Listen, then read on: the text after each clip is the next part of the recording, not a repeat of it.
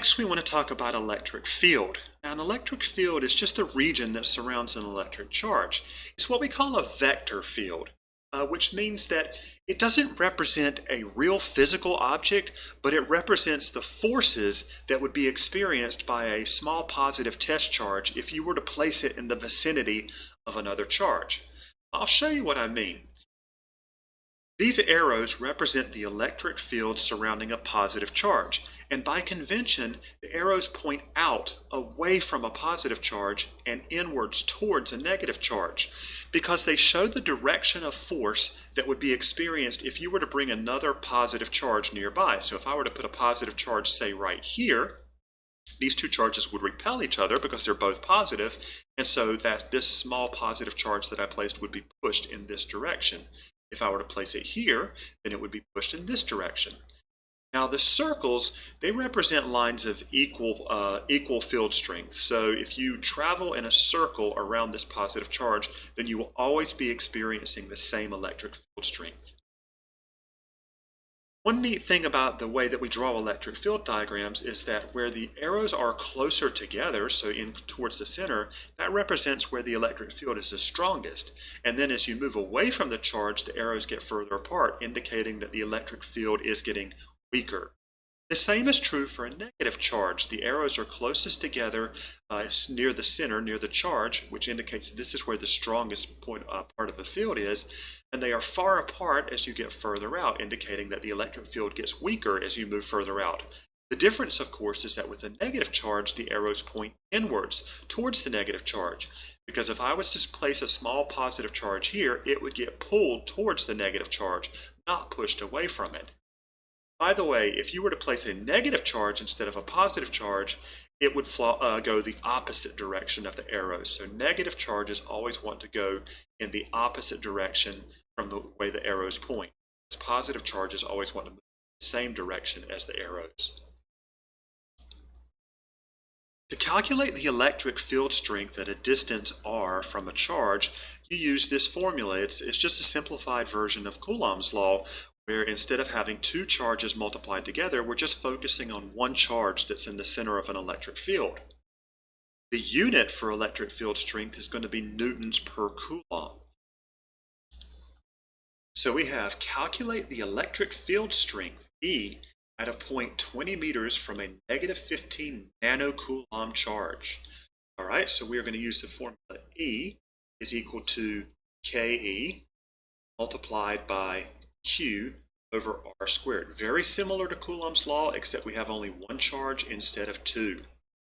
The value for K is always going to be 8.99 times 10 to the 9th newtons times meter squared per coulomb squared.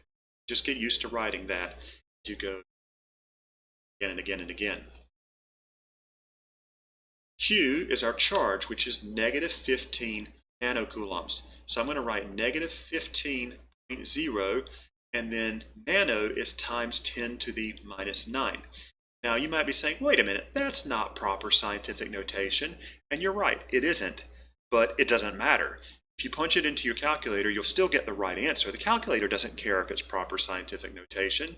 Okay, so this works. This is easy. And then the distance is 20 meters, so on the bottom we will put 20, 0 meters, and don't forget that we have to square that distance.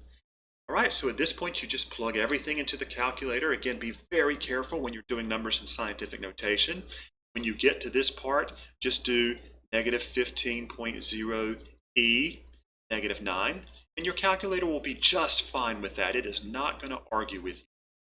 And then hit your enter key, and the calculator will tell you that the field strength is negative 0.337, and the unit is going to be newtons per coulomb. Why is it newtons per coulomb? Well, meter squared gets canceled out because we have meter squared here, we have meter squared down here, and then coulomb squared doesn't get completely canceled out. Only one of the coulombs gets canceled out. So we have newtons on top and on bottom. What this tells us is that at a distance of 20 meters from this negative 15 nanocoulomb charge, there will be a force of negative 0.337 newtons applied to each coulomb of charge. As I said before, Coulomb's law is very similar to Newton's law of universal gravitation, and also some of the manipulations that we've done to it also track along with things that you can do with gravity. For example, you can calculate the acceleration due to gravity by multiplying the gravitational constant times the mass of a planet and then dividing by the radius of the planet squared. Well, electric field strength is pretty much the same thing as the acceleration due to gravity, which is another way of saying gravitational field strength. So these two equations are analogs of each other, just in one we're using electric charge and the other one we're using mass. Also, when we calculate the weight, if we know the gravitational field strength, we can just multiply that by the mass of an object, and that will give us that object's weight. Similarly, if we know the strength of an electric field, we can multiply it by a charge, and that will give us the force that that charge experiences as it moves through that electric field. So with that in mind, let's take a look at one more skill practice question for this unit.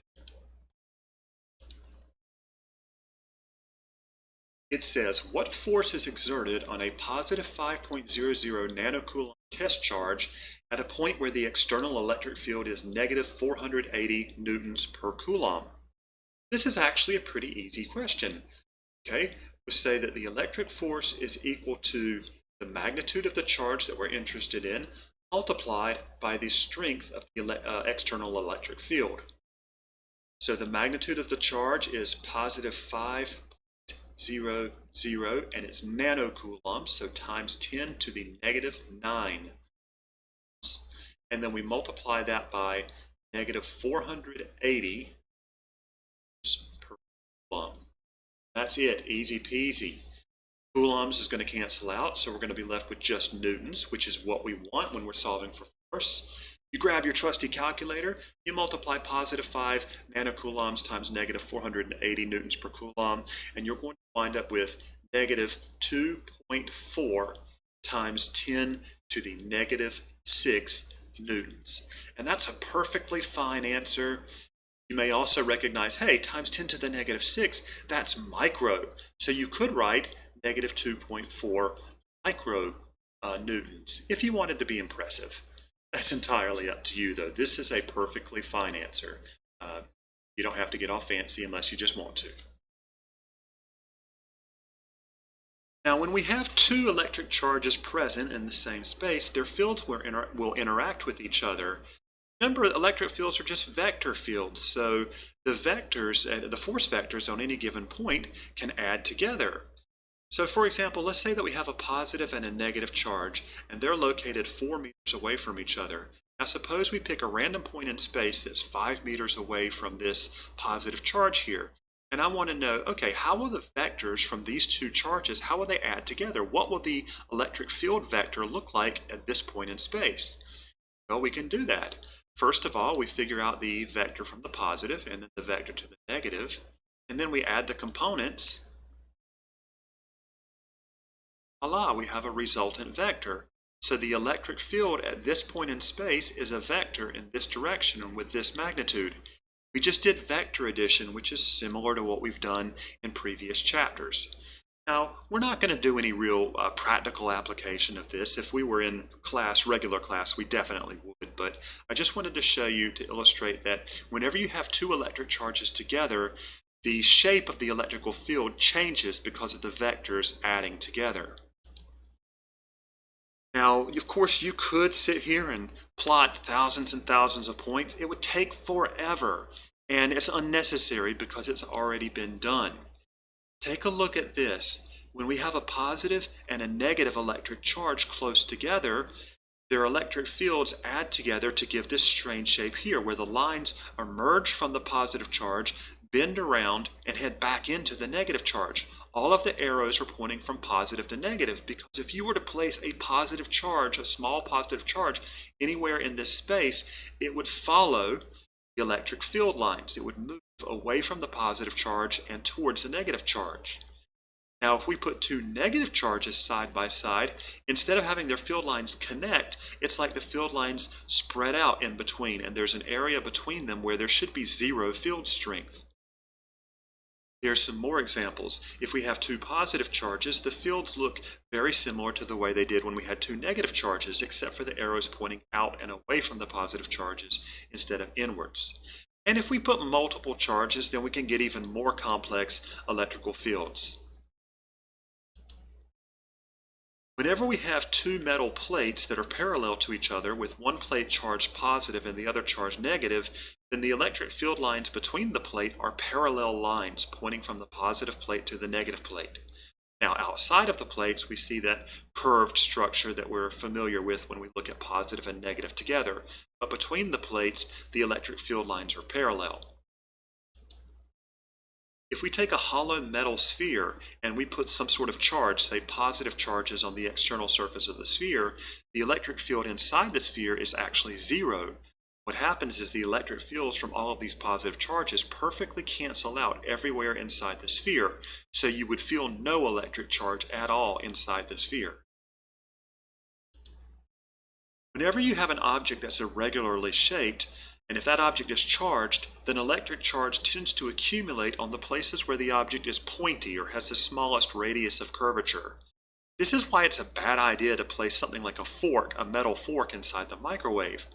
The microwave causes the electrons on the surface of the fork to move around and establish an electric charge, and they tend to accumulate at the places where the fork is pointiest. It'll also do this on a spoon or any other metal object that has a pointy surface. Eventually, the electric charge becomes so intense that you can create a mini lightning strike. The electricity can actually jump from the fork to the internal surface of the microwave. That can damage the microwave and it could potentially start a fire. So you should be very careful never to place metal objects, particularly if the objects have irregular pointy surfaces, like a fork or a spoon or a crumpled up piece of aluminum foil. Theoretically, if you were to place a perfectly smooth metal sphere in the microwave, it should be okay. I'm not saying you should do that. It's, because you never know, but theoretically it's less dangerous than if you were to put, say, a fork or a piece of aluminum foil. The picture you see on the right hand is something called St. Elmo's fire. This was something that was known to sailors in olden times. What happens is, as they would sail across the ocean, if they would pass under a thunderstorm, electrical charges would build up on their ship, and it would tend to build up most strongly in places where the ship was pointy, so like the tops of masts. And they would see this strange bluish purple glow that almost looked like fire, except the ship was not on fire. What was happening was that the electric charge was building up so strongly around those pointy bits that it was actually creating what we call a corona discharge, and it was creating like a sort of almost not quite lightning, but in a related phenomenon where the air would turn into a plasma and glow as a result. Now this is not a part of a ship, this is actually an electrical power line, but the phenomenon is the same. In the places where this structure has the shortest or the smallest radius of curvature, in other words where it's the most pointy, we see a buildup of electric charge and we see these little corona discharges, colloquially known as St. Elmo's fire. Folks, that's going to be it for lesson 8.1. I appreciate your time and attention. I hope you're having a great day. I hope you're taking care of yourself. Please check in with Google Classroom. There will be a short assignment there. And as always, check back tomorrow. We'll go into lesson 8.2. Until then, keep washing your hands. Take care of yourselves. Have a great day. Bye.